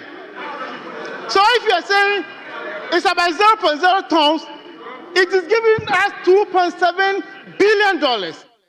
So just imagine, the whole of 2024, you got 4.3 billion. 4 months, 2.7 billion. Which one is better?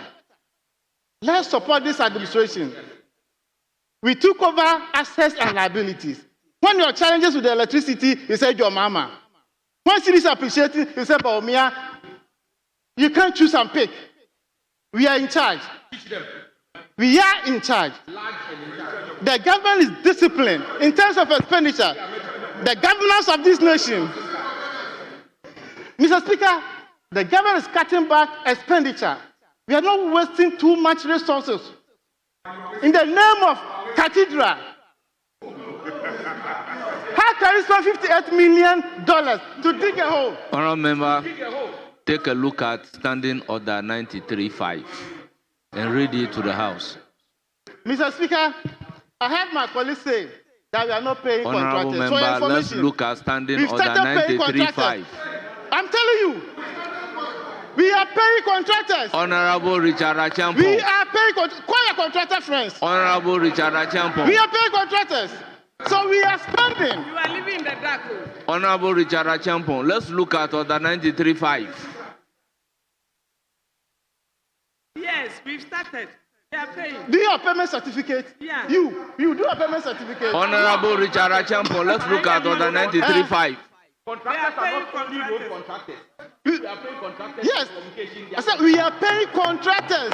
Order. Contractors. Suppliers are contractors. Yes. Honourable Sam George, you don't have the floor. And we are paying arrears.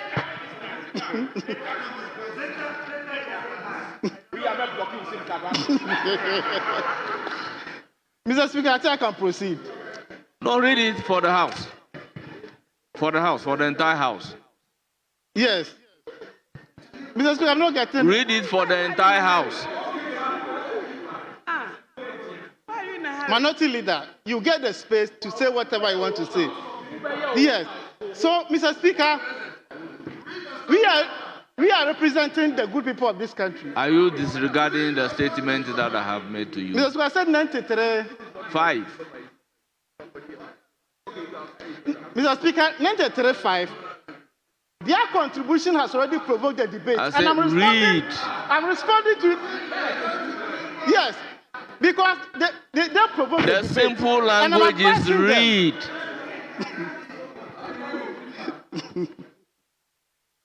Mr. Speaker, 93.5.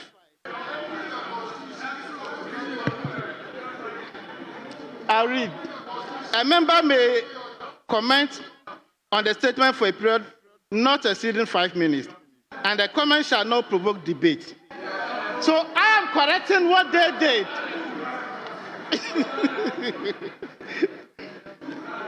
So, Mr. Speaker, we have one nation and we are one people. The Minister of Finance is dealing with the fiscal aspect of the economy, and Bank of Ghana is also dealing with the policy aspect of it. Put the two together, we are just seeing this appreciation of the city. So it's not about any theory somebody is proposing that this fundamental, this blah, blah. Physically, we've seen what is happening.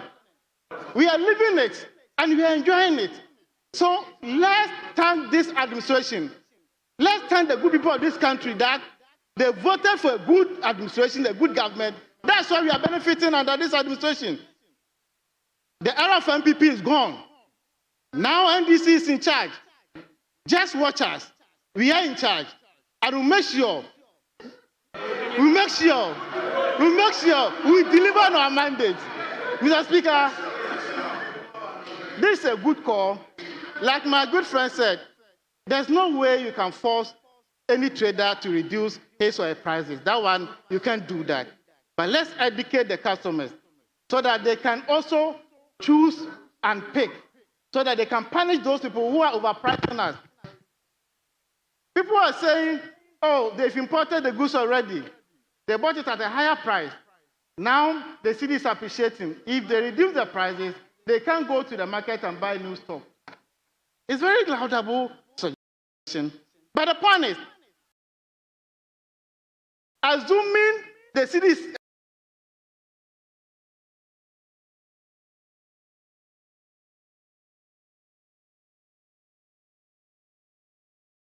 appreciating, would they wait?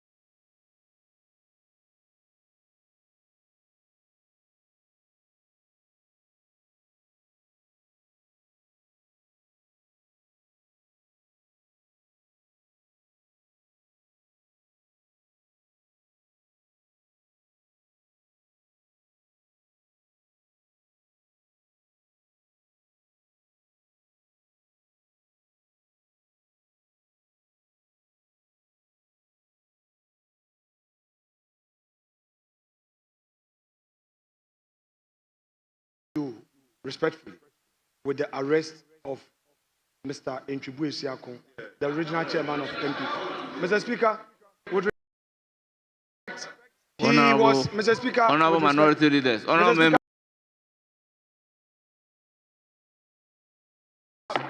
Let us deal with this issue once and for all. I always maintain that when the procedure is set down for a right to be exercised, you must follow the procedure in exercising the right. I know of Order 93-1, and I know of Order 67. For the hand side, let's carry, by the indulgence of the House and leave of the Speaker, a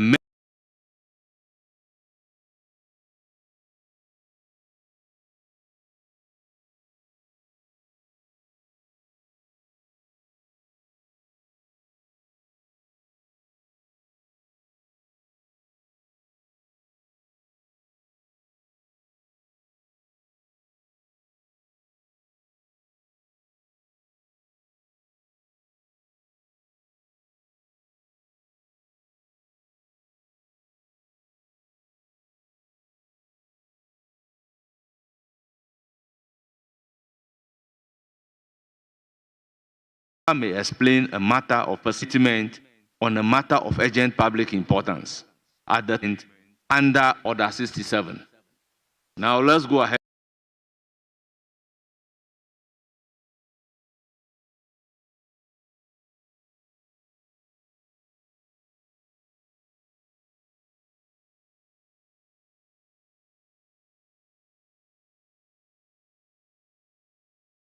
Look at Order 67. And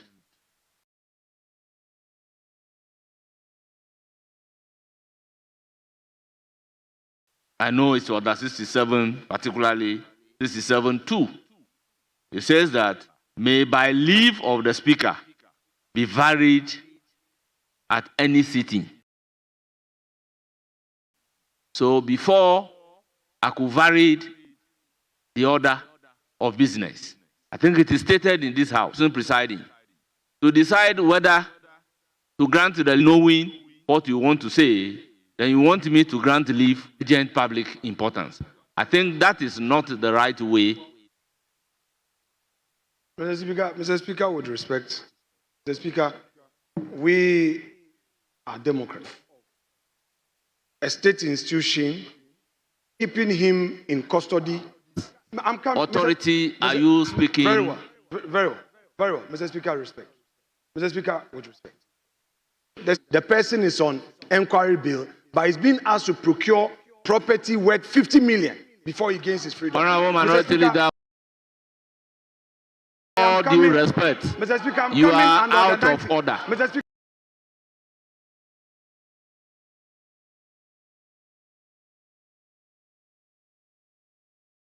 let me finish. Honorable Minority Leader, Mr. Speaker, with all due respect, I think you are.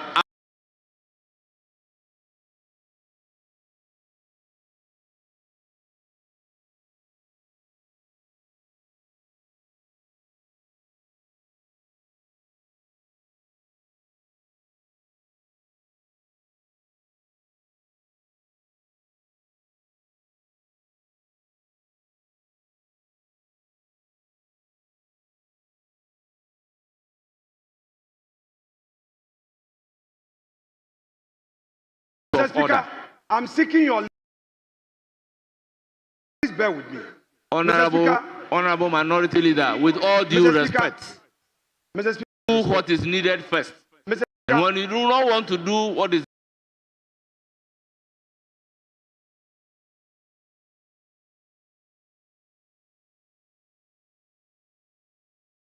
needed first, I also. Mr. Speaker, stop now.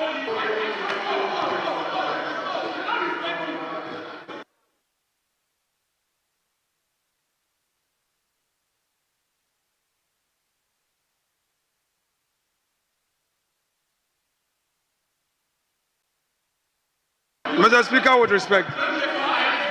Mr. Speaker, with respect, I rise to seek your leave to raise a matter of urgent public importance. Mr. Speaker, I so apply, sir. Yes, honorable members, I took the trouble to explain Order 93 and Order 67. I believed it is in the interest of justice for all of us to do what is required by the rules that guide us. Where you are invoking the order, do the needful.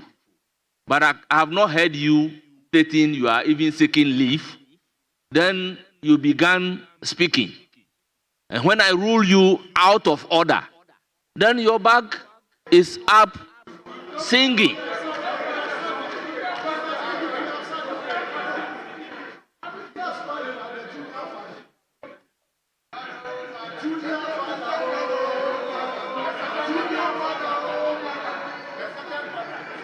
Mr. Speaker, you know, you are showing promise. The future is very bright for you. You know, when Mr. Speaker retires, you are the shining star from Volta. You are the shining star from Volta. Mr. Speaker, you are a shining star from Volta. Nobody can compare. So, you are going to be a future speaker, Mr. Speaker. Mr. Speaker, Honorable members, leave having... honorable members, by the rules that I have read, by the leave of the House and the leave of the Speaker, the available leader is on his feet. Let me hear. Thank you very much, Mr. Speaker. Mr. Speaker, now that the minority leader is so humble and has been so remorseful, I think you can grant him this space to say whatever he wants to say. But the end of the day, there are only 23 or 24 of them.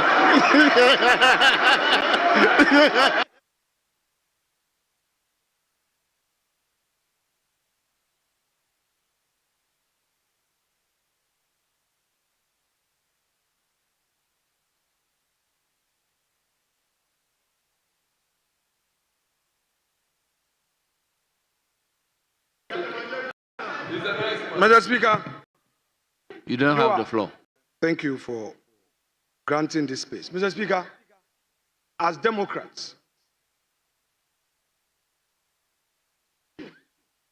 rule of law must be enforced and enforced having human rights in mind.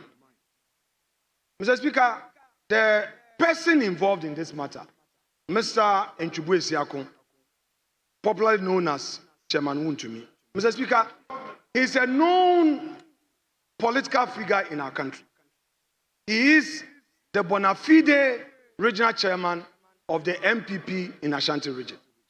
Mr. Speaker, he was invited by the police CID and he honored the invitation. The first day he was there, he was asked to report the next day. The next day was 27th of May, Tuesday.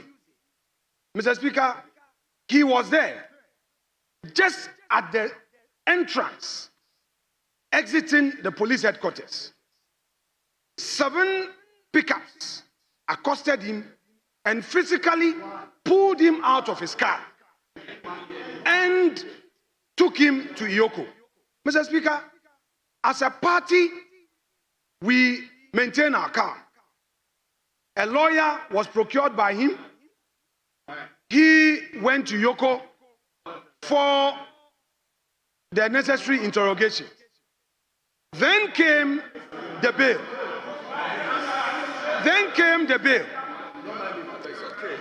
In the bail, Iyoko is now demanding that he should procure property worth 50 million as justification. Mr. Speaker, our courts have had the occasion to rule in several cases, plethora of cases, that bail must not be used as a punishment. Mr. Speaker, there are 2 key conditions in my few years of practice in that area of the law, criminal law. The man must have a fixed place of abode and must assure that he will make himself available for any trial or any investigation. It can be reasonably argued that Wontumi has a fixed place of abode. Wontumi would make himself available for any investigation, especially when he himself drove from Kumasi to Accra. Mr. Speaker, if Iyoko needed him, like the way the police did, he would have gone there. But they accosted him at the entrance whilst he was in his car, pulled him out of his car, and took him there. Mr. Speaker, as we speak, Chairman Wontumi is still in the custody of NIB Iyoko, but has been sent to the NIB clinic. Mr. Speaker, Iyoko, I must emphasize, because this is a house of record, he is unwell now, and it's been 48 hours. Mr. Speaker, Iyoko does not have a health facility. So they have transferred him to the NIB health facility. NIB has a small clinic, but Mr. Speaker, is that clinic able to give him the treatment he needs? Mr. Speaker, all I am saying is that not too long ago, not too long ago, our friends opposite had cause to raise some of these issues. I am saying that the time has come for us as a country to pay attention to some of these excesses. If you are investigating the matter, and the very matter and the investigation is also a subject matter of a civil proceedings in our high court. If the state is minded, do your interrogation, grant him bail, self-recognizance to enable him come. Because the man is a chairman of a known political party who is always available. If, as it were, Chairman Wontumi was granted bail and he abused the terms of the bail, then you can now demand justification. Mr. Speaker, I must argue one more time that Iyoko cannot arrogate the power of demanding justification at the inquiry level. You are doing investigation. The matter is not before a court for trial. And then you make the bail conditions so onerous. It is clear that this is being used to punish him. And I expect my colleagues in this house, put aside your partisan colors. And I'm not a prophet, I'm only a mere mortal. Tomorrow,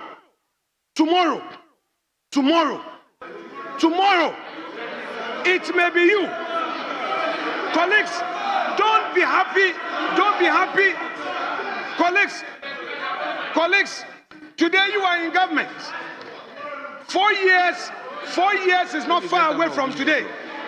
I am saying, let us encourage the right things to be done so that tomorrow you would have the courage, the moral courage to confront any such excesses.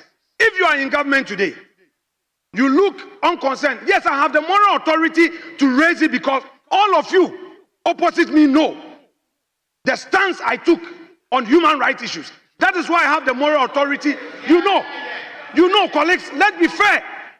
What is happening is not right.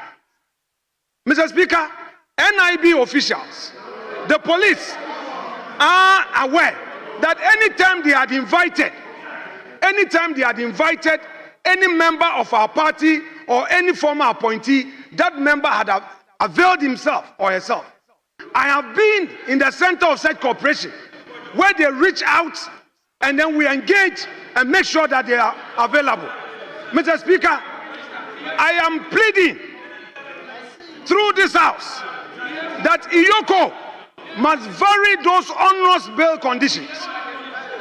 Wontumi may be just an individual, but this action taints our otherwise good reputation as a democratic country. Mr. Speaker, never should it ever happen to any politician that you will be leaving office and you start getting worried that what will happen to me tomorrow. We should freely serve our country. And Mr. Speaker, I am not in any way standing against accountability. Let the records bear me out. I support accountability, but accountability must be seen to being done. The rule of law must be followed. Due process must be followed. Mr. Speaker, let me quote Article 296 to conclude.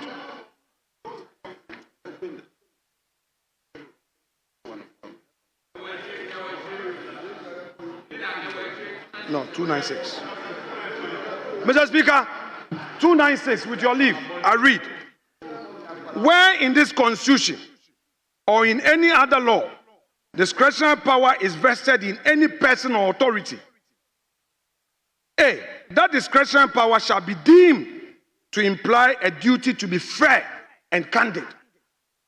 B, the exercise of the discretionary power shall not be arbitrary, capricious, or biased, either by resentment, prejudice, or personal dislike, and shall be in accordance with due process of law. C, where the person or authority is not a judge, or other judicial officer, there shall be published by the constitutional instrument or statutory instrument regulations that are not inconsistent with the provisions of this constitution or that other law to govern the exercise of the discretionary power. Mr. Speaker, for my purpose, I am relying on 296A and B. Mr. Speaker, can the conduct of Yoko be said to be fair and candid? I know. Honorable Minority Leader, you are asking the House to make a pronouncement on the conduct of Iyoko. I haven't said so. Mr. Speaker, I haven't said so. So what do you expect us to do? Mr. Speaker, I haven't said so. I am bringing to your attention, subject to the leave granted me, a matter of public national importance. Mr. Speaker, please permit me to proceed. Tomorrow, it may be you. Mr. Speaker, tomorrow, it may be you, and I'll be there for you. Mr. Speaker, tomorrow, today, some of our colleagues are in government. You can never tell. Something may happen that may not be your fault. We would all remain in this chamber, and you may call on us. You are in government today. 2028, you cannot be sure. We had 169 before. In less than 4 years, we were apart. So don't be too happy and don't be jubilated. I expect great friends on the other side to add their voice to this matter. Let's not be partisan. It may come back and haunt us.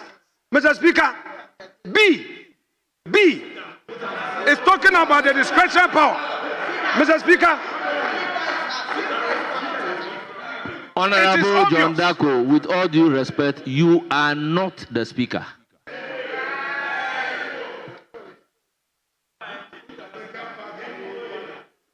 Mr. Speaker, it is clear from what is happening that Iyoko is being capricious, that Iyoko is being biased, and, Mr. Speaker, we must not entertain it. Whilst he has his right to pursue the matter in another forum, I believe that for the good of democracy, Iyoko, without delay, must revoke and vary that onerous bail conditions. The man is still in the hospital. You are demanding 50 million worth of property. And Mr. Speaker, the sad part of it is that if the individuals go there, they build Mr. Speaker, the sureties. Colleagues, pay attention to this. Maybe today it is an MPP member. Please, when the person gets there, the surety, yesterday when one surety got there, they now said that the person to go and do inspection has closed. It's not available. You go there at 10 o'clock, they say it's not available. Mr. Speaker, we should not do this to ourselves as a country. It may be tomorrow that you will be the one at the receiving end. I so submit and pray that as a house, we will not be partisan in this matter, but we will move together and send a strong signal, not only to Iyoko, but all state institutions, that look, do your work, but respect the law. Do your work, but respect the law. There are many people who have appeared before investigative agencies, and they treat them with respect. They are doing their investigations, and when the time is up for you to go to court, you go to court. But the way we are treating ourselves, Mr. Speaker, it will come back and haunt us in 2029. Let's be careful. I am saying that until Iyoko is able to do the right thing, we, the MPP side, however our numbers, will protest by absenting ourselves from proceedings of this house and join him. We are all going to sleep there with him, and we are not going to ask for any property. We don't have 50 million worth of properties. Where is he going to get it from? That go and bring landed documents. Mr. Speaker, they must do the right thing, and we will not be part of any proceedings until the right thing is done.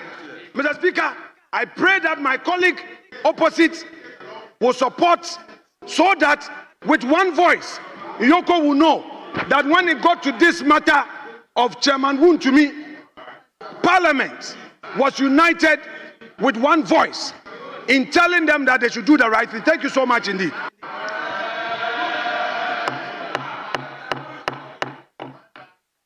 Honorable members, I was thinking whether this is a matter to open up for a debate. He is seeking the leave of the House to draw the House's attention to a matter of urgent public importance. And I have listened carefully to him. I would want the House to take a look at Article 125 of the Constitution, particularly clause 1, 2, and 3, and have the view as to what we should be doing in the circumstances. Honorable members, let me read. Article 125.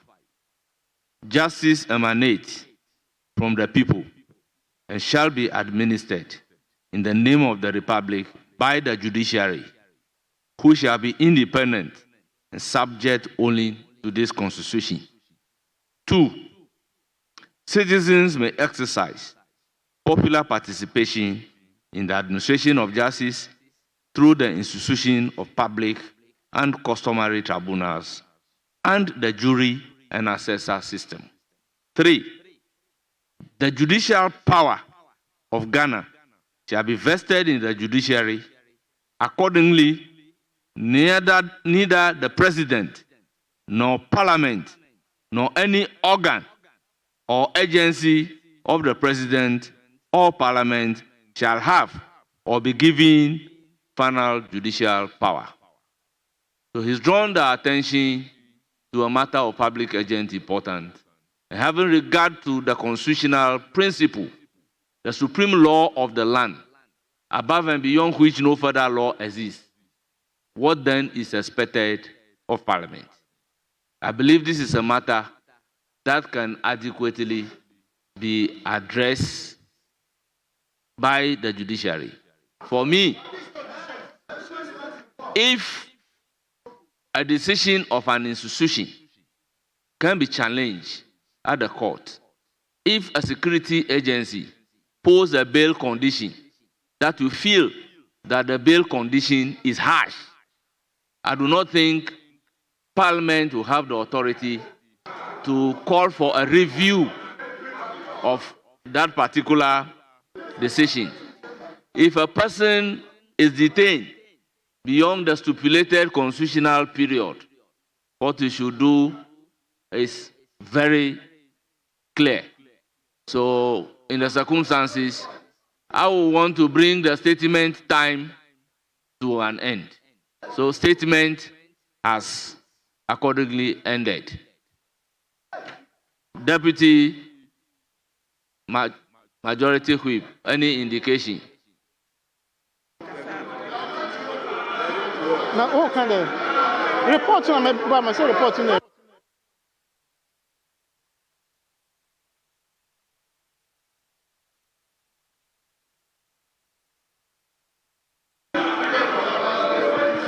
Mr. Speaker.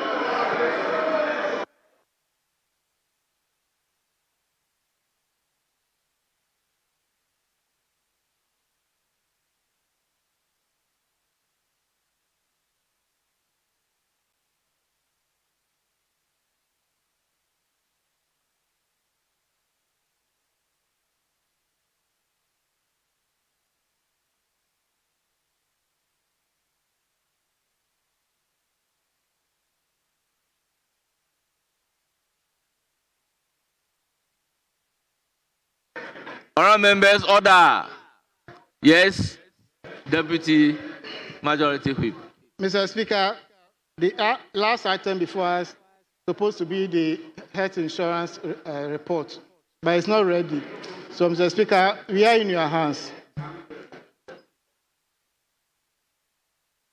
So, Mr. Speaker, I want to move that we bring proceedings to an end. Honourable members, motion move for adjournment. Any seconder? Yes, Honourable Mutala. Mr. Speaker, in seconding the adjournment of today's sitting, I don't know whether you permit me 30 seconds. I don't know. On the floor is for adjournment. Mr. You Speaker, either I second the motion for the- adjournment or I give the floor to another person to I second it. second the motion to adjourn proceedings. Thank for- you very much. Honourable members, the motion for adjournment has been moved and seconded. The question, therefore, is as many as are in favor of the motion say aye. Those against say no. The ayes have it. The motion is carried. The House is accordingly adjourned till Friday, 30th May 2025 at 10 o'clock in the forenoon.